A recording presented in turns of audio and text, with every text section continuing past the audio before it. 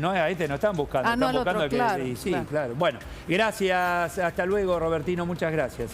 Hasta luego, Edu. Vamos Muchas gracias, hasta ahora luego. a un tema bien fuerte y preste atención, porque el mundo de la adicción en la República Argentina, las familias que tienen alguna persona que atraviesa una adicción, si no tiene dinero, no tiene dónde internarlo, por ejemplo.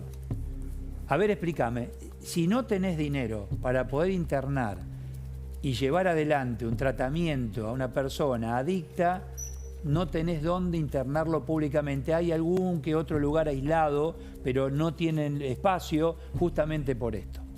Entonces, es dramático lo que se vive. Ustedes recordarán a la mamá de Chano, cuando ocurrió lo que ocurrió, el caso del policía, etcétera.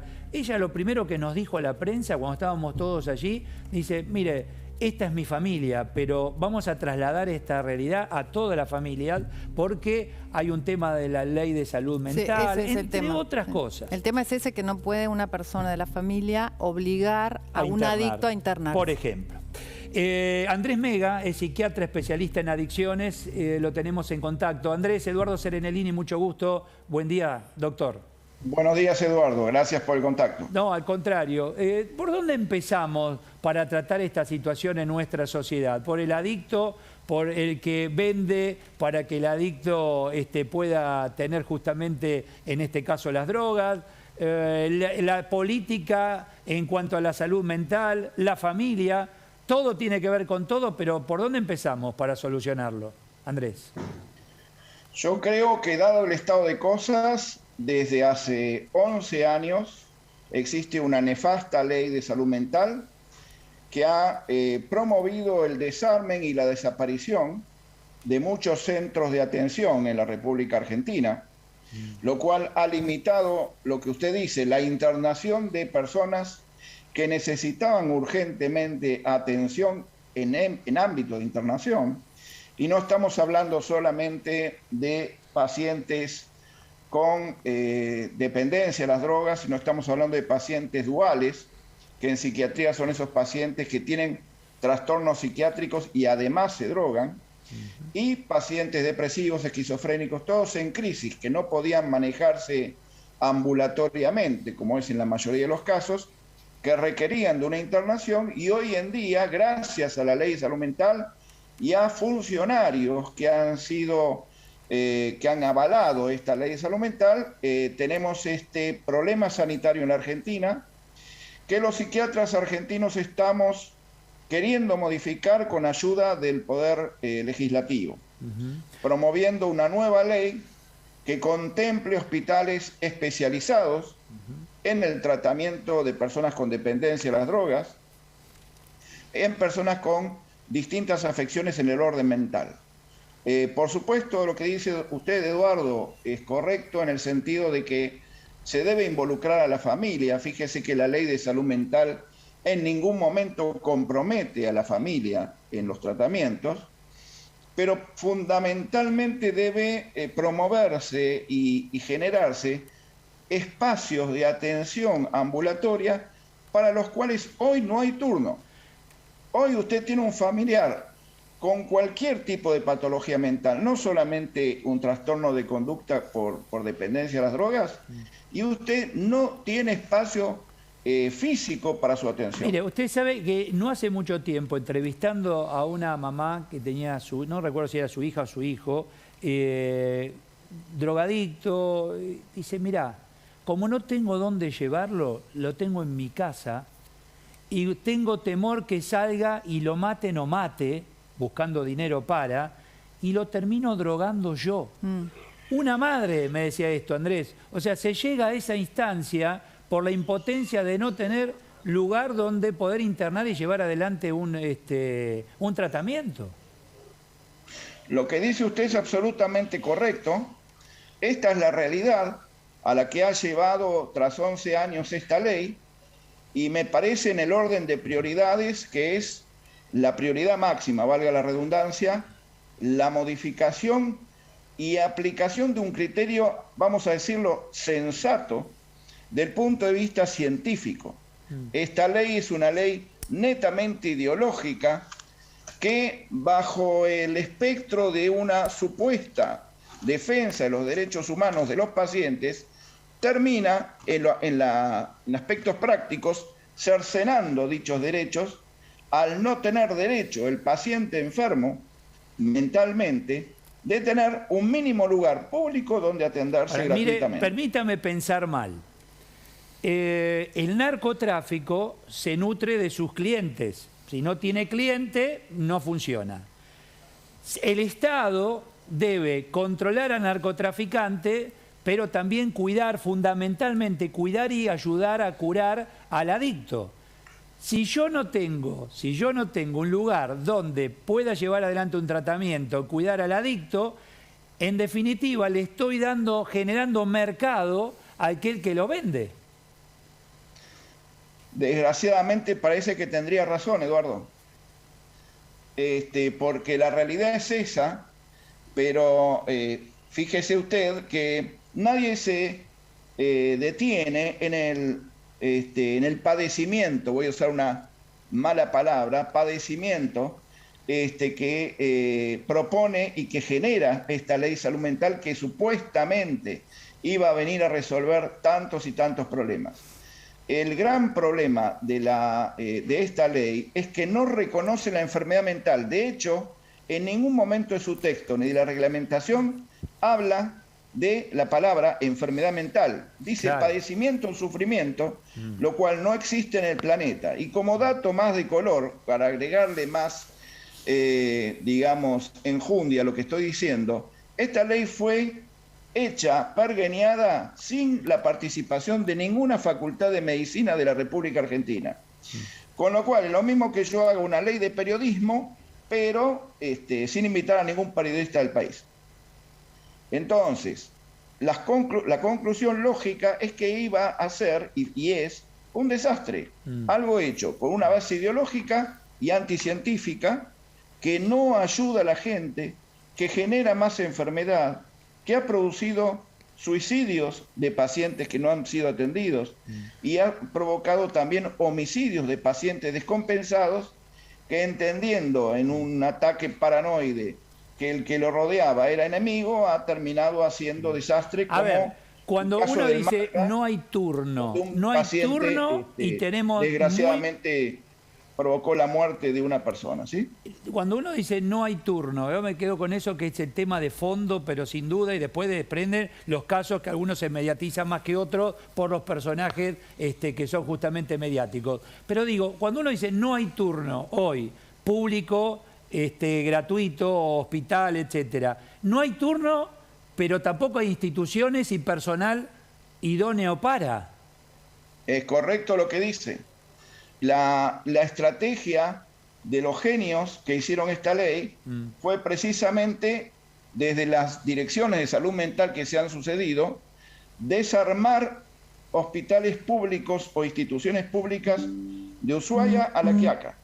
Y esto es una desgracia sanitaria que los pacientes y sus familiares están soportando estoicamente, pero que requiere una urgente movilización de la opinión pública y en especial del Poder Legislativo para que introduzca las reformas que los psiquiatras argentinos estamos proponiendo. ¿Cuándo ocurrió esto, Andrés? Usted dice que de un tiempo a esta parte fueron desarmando y desmantelando. ¿Cuándo ocurrió? ¿En qué periodo? ¿A partir de cuándo? 2010, 2022, Eduardo. En San Juan, sin ir más lejos, le doy solamente un ejemplo. Desarmaron el hospital público que había para internación especializado. Lo transformaron en un centro ambulatorio de atención de todo tipo de patologías sin dar espacio. En la ciudad de Buenos Aires se propone desarmar los dos hospitales psiquiátricos más importantes, que son hospitales especializados como el Borda y el Moyano, pero no proponen nada en su lugar, proponen abrir internaciones en hospitales generales. Y desde el punto de vista sanitario, y acá no hay que ser especialista para entenderlo, en un hospital general el paciente en general está en cama.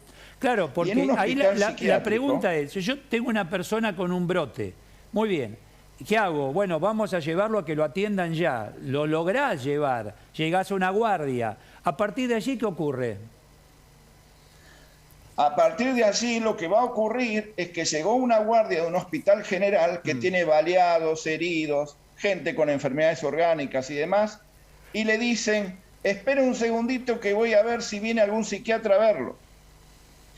Y en el caso de que esté descompensado hay que internarlo, pero el hospital va a decir, no tengo cama donde poner a un paciente agitado. Con lo cual tenemos puntualmente que derivarlo a un hospital especializado. Pero resulta que llega la guardia del hospital especializado y los colegas jóvenes, por temor a que les imputen por esta ley privación ilegítima de libertad, tratan de no internar en muchas oportunidades. Y esto es una cosa de nunca acabar.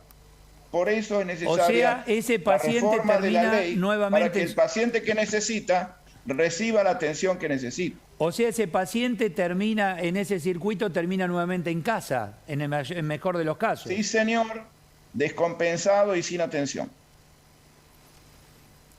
Ahora, doctor, hubo casos, ¿no? Hay casos que generalmente trascienden, son más mediáticos y que también ponen en foco este tema de la salud mental, el tema de la ley. Bueno, por eso empezamos otra vez a hablar y eso viene bien. En estos días hubo una tragedia, ¿no? Felipe Pettinato con su neurólogo, estaban allí, Melchor Rodrigo es el nombre del neurólogo, vivían juntos y él, este especialista, hacía con casos críticos un tratamiento especial, convivía con el paciente para poder controlarlo de cerca, pero mire cómo terminó, ¿no? De una manera absolutamente trágica. Melchor fallece y lo que le quiero preguntar es si esto es posible, si esto es positivo, que un médico esté tan cerca de su paciente, que conviva con él y en algún punto se ponga en peligro, ¿no? Mariana, si a usted la tienen que intervenir de un apéndice porque tiene apendicitis, usted no va a aceptar, porque es una mujer lógica, que la operación se la haga en el dormitorio de su casa. Va a pedir que sea en un quirófano, claro, con las medidas de seguridad, de esterilidad y todos los instrumentos a disposición por si hay una complicación en medio de la operación. Ese es el tema. Esto es exactamente lo mismo. A ver, sentido común. Paciente descompensado, con problema dual, con patología psiquiátrica, más consumo de drogas, tenerlo en una casa, voy a usar una palabrita tonta, es una locura, digamos, de donde se lo vea. Hay mucha gente iluminada que, mal iluminada diría en mi caso, que a raíz de supuestas teorías modernistas que evitan la internación a todo lo que cueste, terminan haciendo maniobras riesgosas, peligrosas, donde las consecuencias son fatales. Ahora, aquellos que evitan que acaba de comentar es un caso paradigmático, pero hay muchos más que por no tratarse de personas mediáticas no se llegan a conocer, claro, no se enteran. Por eso Felipe lo termina en una clínica psiquiátrica. Usted lo planteaba, en otro caso, sin ser tan mediático, no termina en su casa nuevamente o en la de un familiar. Sí, señor. Porque sí, no hay señor. dónde... cuénteme quiénes son los que se oponen a la internación, etcétera. ¿Es otra escuela de la psiquiatría? No es otra escuela de la psiquiatría, es, a ver, una cantidad de gente que cabalga ideológicamente en la línea de la antipsiquiatría, vamos a decirlo de alguna manera, en la línea de Franco Basaglia, de Laing, de Esterson, de mucha gente que, de tipo Foucault, de gente que desarrolló críticas a la antigua psiquiatría, que era de encierro. Pero esa antipsiquiatría y esos manicomios hoy no existen en la República Argentina. Esto es lo que esta gente no entiende. Pero el interés público, y esto quiero remarcarlo, y la cuestión sanitaria de cómo cuidamos mejor al paciente con enfermedad mental no les interesa. Lo que les interesa es su posición política. Claro, pero a ver, esas personas, ideológicamente hablando y accionando, son los que lograron ir cerrando estos hospitales, como usted nos contaba recién. Sí, señor, porque tienen dinero, recursos y poder político. Más que, o sea, tiene más peso que el colegio, que los psiquiatras nombrados, renombrados. Desgraciadamente aquí y ahora eso es así. Eso es así. A ver, usted tiene un intendente de una localidad del Gran Buenos Aires que hace una campaña donde dice, preguntale a tu dealer si es buena la droga que vas a consumir, claro, y tantas otras barbaridades claro, que difundió. Eso es una barbaridad realmente, ¿no? El señor tendría que tener una causa penal, pero bueno. Pero esos que son teorías, usted habló de las teorías modernistas, eso, ¿con qué se puede linkear una situación de ese calibre, ¿no? Una campaña que le diga a los jóvenes, bueno, fíjate dónde tomás, fíjate si es buena, consumí de a poco. No puedo calificarla porque estamos al aire, digamos, perdón. Pero realmente no hay palabras para describirlo.